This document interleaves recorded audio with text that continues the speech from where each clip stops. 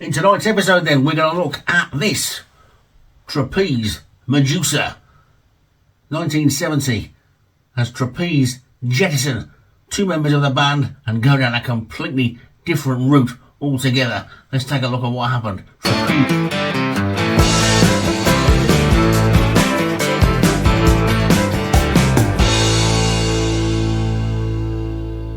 About 5 months after releasing their debut album, two of the founding members, John Jones and Terry Rowley, decided that they really didn't want to be in Trapeze anymore and they wanted to go back to their previous band called the Montanas. Now, the other three members, Mel Galley, Dave Holland and Glenn Hughes, weren't that disappointed by that particular decision because they were pretty keen to get into the more progressive type of music that was coming on, the heavier sounding stuff. Now, you've got to remember that at the time, location-wise, Trapeze came from sort of like the Birmingham and Black Country areas, which is right smack bang in the middle of where Black Sabbath and Led Zeppelin and Traffic and bands like that had all sort of started, and they were pretty keen to get involved in all that stuff, and they saw the jettisoning of Jones and Rowley as an opportunity to be able to take the band in the direction that they wanted to, with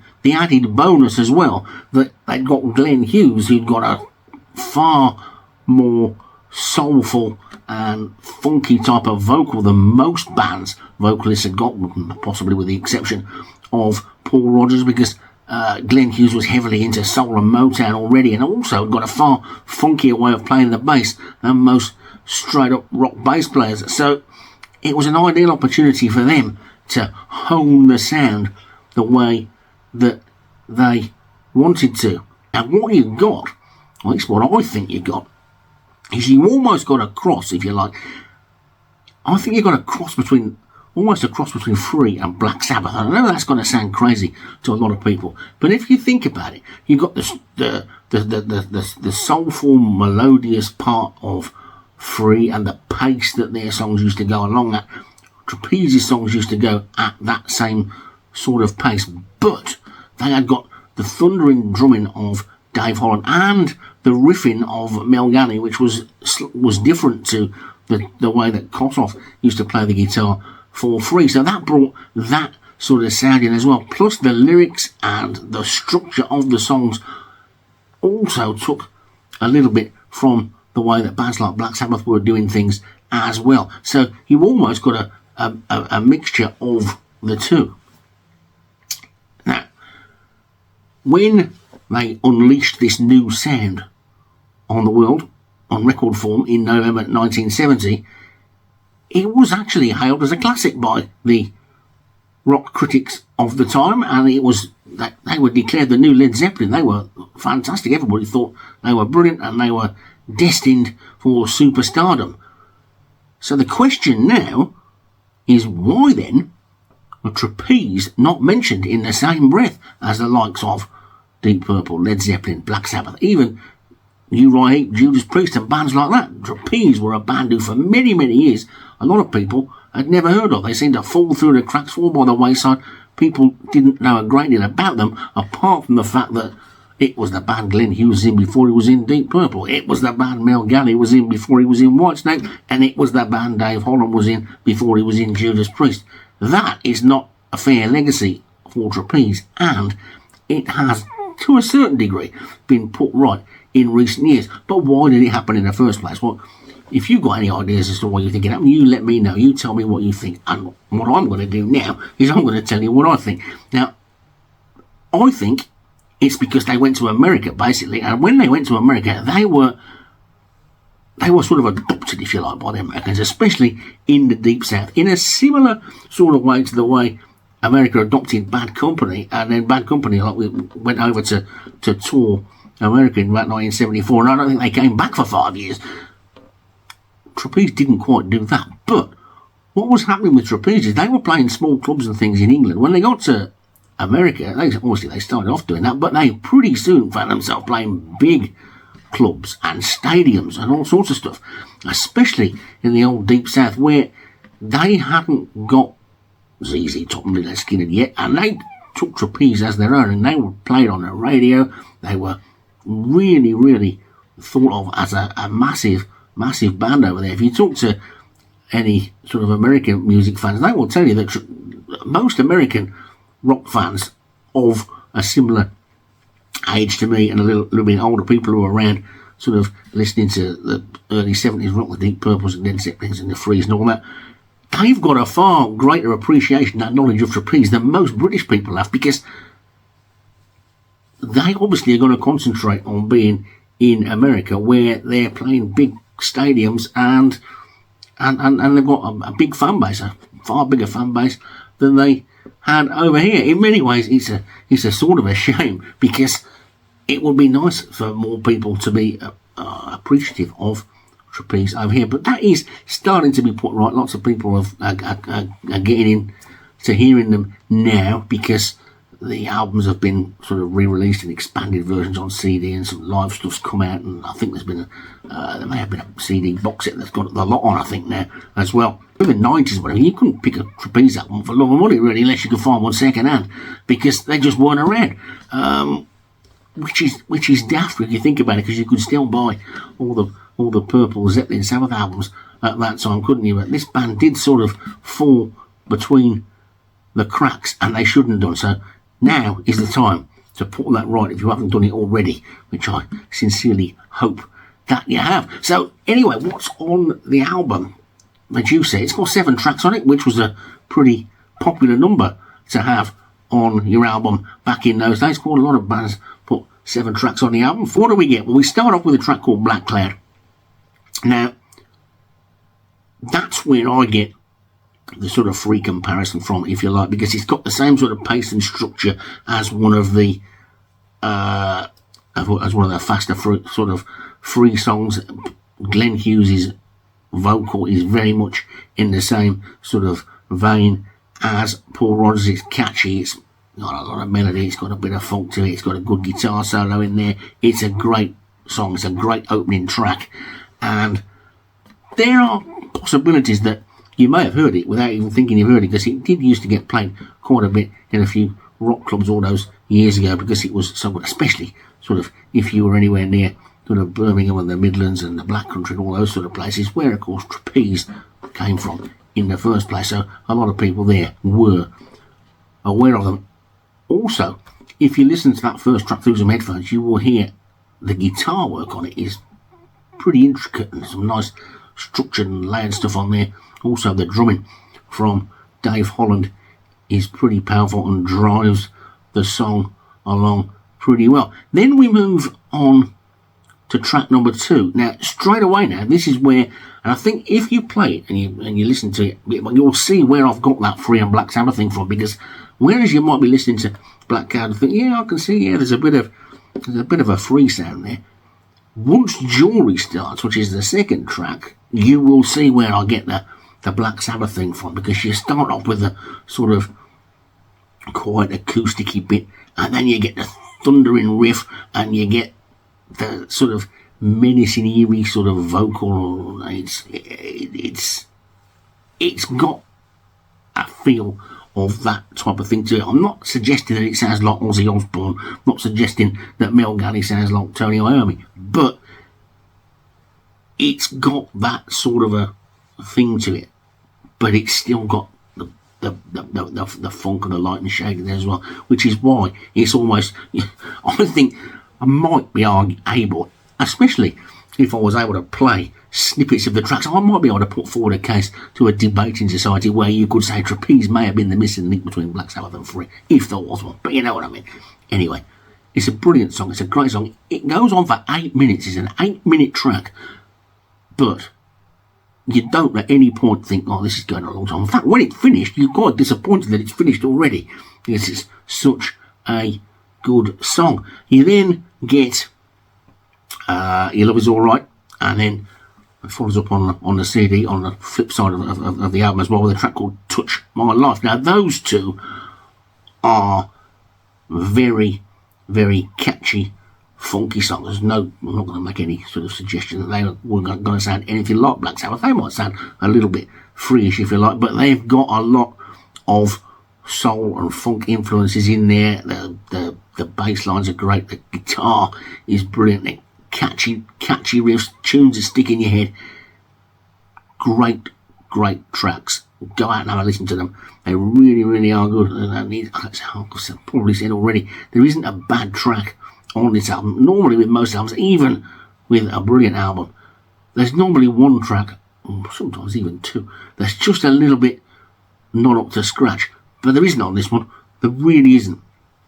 After those, Seafall comes next. Now that's a slower, more bluesy type of track, and you can see, or you can hear, more to the point, from that, why Glenn Hughes wanted to be the vocalist in Deep Purple as well as the bass player, and didn't want to just be an R man or a backing vocalist, because he proves in this song that he can deliver a rock song straight up with the blues and soul tones underneath and all that sort of stuff, without any of the over-the-top vocal acrobatics, which did tend to creep in, didn't they, later on. You've got to be, well, I've got to be honest about it. Anyway, that's for me one or two of his solo albums are slightly tarnished by the fact that he's just trying to do too much unnecessarily. I think it doesn't need to, because just because you can do something doesn't mean you have to do it every time, and sometimes they can get a little bit much. And I know a lot of people do agree with me. I also know that a lot of people don't agree with me, and so if you're one of the people that don't agree with me, I'm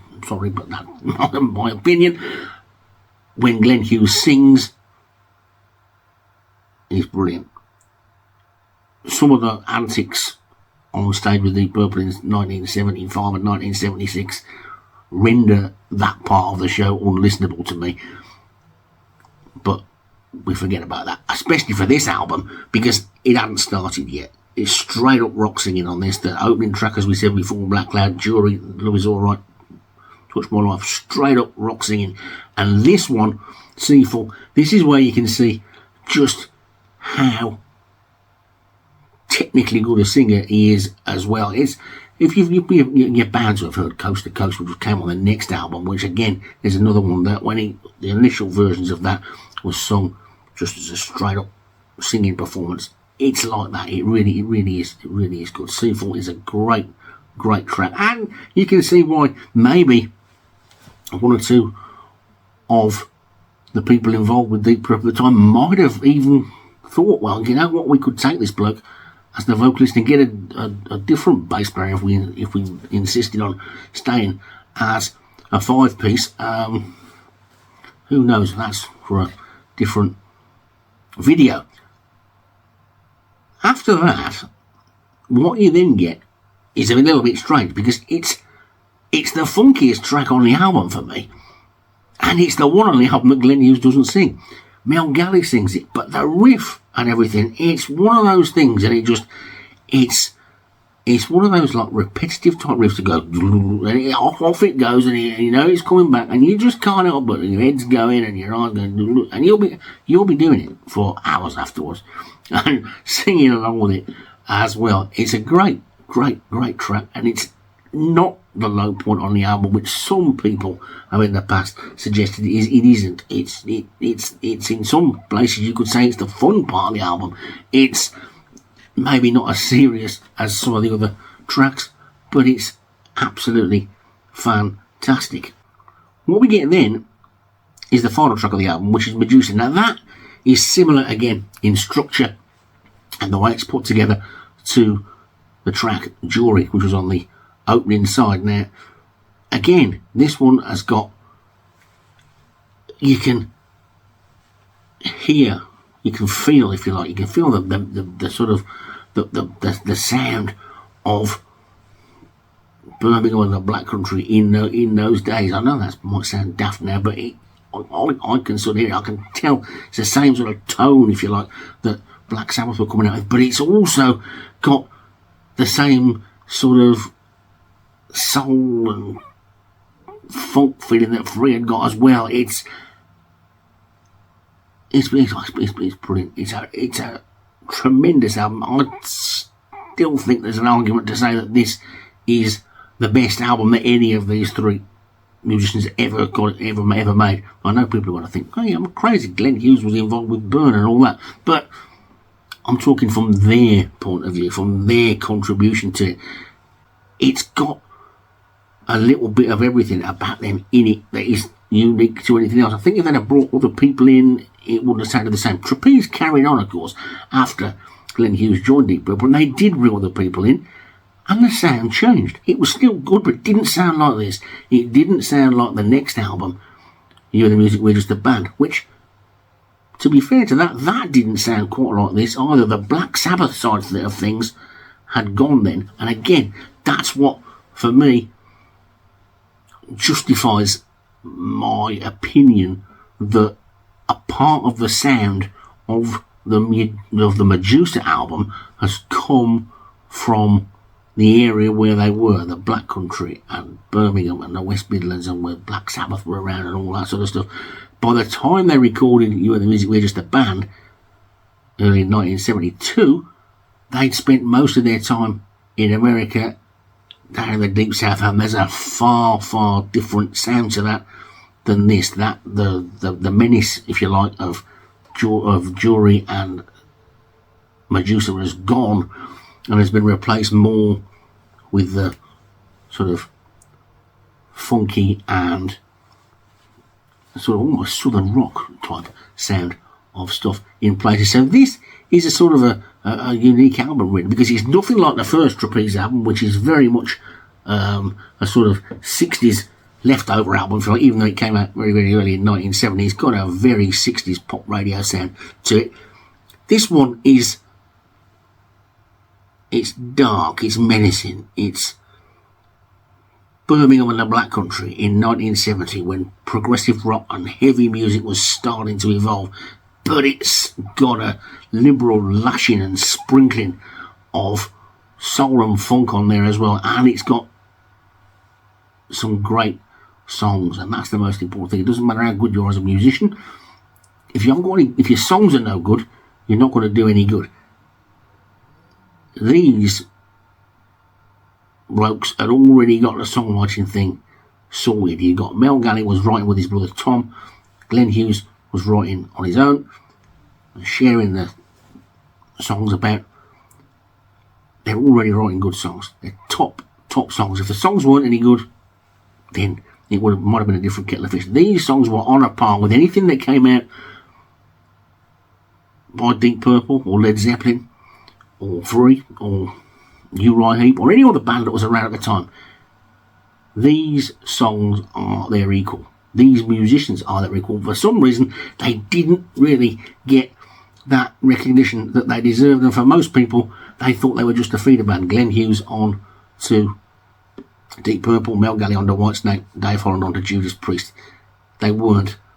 They were more than that. They were better than that, and they deserved a better legacy than that as well. And thankfully now they're starting to get it a little bit, because things have been put right with the albums being re-released and CDs being put out with extra tracks on and some live stuff coming out. Of course, sadly, Mel Galley and Dave Holland are no longer with us, but Glenn Hughes is still going strong and putting out some great music. He still continues to put out tons of the stuff, doesn't he? Whereas most people will put out one album, he'll put out three. Back with Black Country Community again now after all the Dead Daisy stuff, and was it California Breed as well, didn't we? And plus he was chucking solo albums out left, right and centre as well, so he's going to be one of the busiest blokes going. Him and Joe Bonamassa, the work ethic they've got, well, you'd think they'd be, well, especially Glenn Hughes, because he's how old is he now? He's got to be 70 odd, so you'd think he'd be taking it a little bit easy, wouldn't you? But he's not, and he still sounds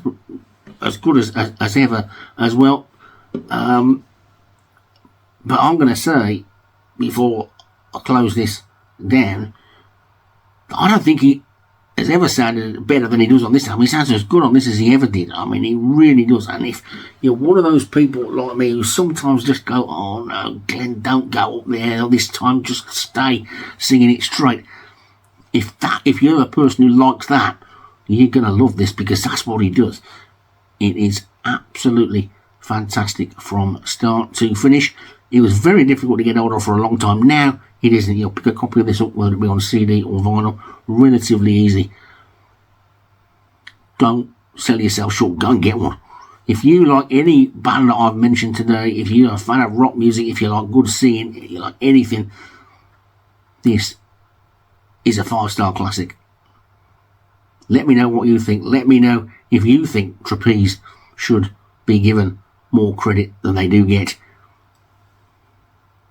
Far more than a feeder band, and this for me is their best album. Of course, they carried on right through to sort of 79, 80 time before Mel Galley joined Whitesnake, albeit sadly briefly because of the injury to his arm and stuff. I was lucky enough to see them again later on in the 90s when they sort of reformed for a few sort of gigs, and they were incredible then. So goodness knows what it would have been like seeing them live in 1970, 71, 72 sort of time. You can get out and find out by buying the live album that came out Record Store Day a couple of years ago, which is pretty good as well. So there you go, that's it then. Trapeze Medusa. Is it a cross between Black Sabbath and Free? Am I talking out the top of my head?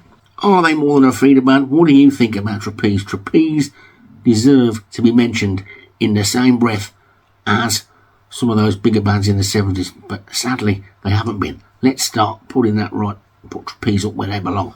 There you go, I enjoyed that look at this album then. Medusa, 1970, from Trapeze on the Threshold label, came out in a gatefold sleeve. There's the inner sleeve as well, where you can see all the bits and pieces.